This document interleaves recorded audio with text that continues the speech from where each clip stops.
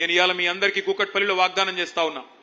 మళ్ళీ తిరిగి వచ్చేది 2028లో ముమ్మాటికి గులాబీ జెండానే వస్తది. కేసీఆర్ గారు ముఖ్యమంత్రి అవుతారు. నేను మీకు వాగ్దానం చేస్తా ఉన్నా. మీ ఎమ్మెల్యే గారు ముందే చెప్తా ఉన్నా. 24 గంటల కరెంట్ ఎట్లా అయితే ఇచ్చామో హైదరాబాద్ మహానగరంలో 24 గంటలు మంచినీళ్ళు ఇచ్చే బాధ్యత కూడా నాది అని చెప్పి నేను మీకు విజ్ఞప్తి చేస్తా ఉన్నా.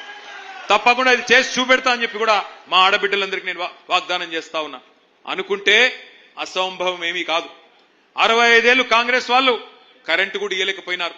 వ్యవసాయానికి కరెంట్ ఇవ్వలేదు, హైదరాబాద్ లో ఇళ్లకు కరెంట్ ఇవ్వలేదు, ఆఖరికి పరిశ్రమలకు కరెంట్ ఇవ్వకపోతే వారానికి 3 రోజులు మా కుత్బుల్లాపూర్ లో శివారు ప్రాంతాల్లో ఉండే మరి పరిశ్రమలు మూతబెట్టుకునే పరిస్థితి.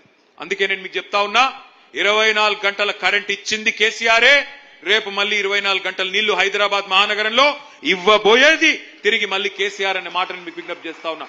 తప్పకుండా ఇచ్చి మీ మనసు గెలుచుకుంటామని చెప్పి కూడా విజ్ఞప్తి చేస్తా ఉన్నా.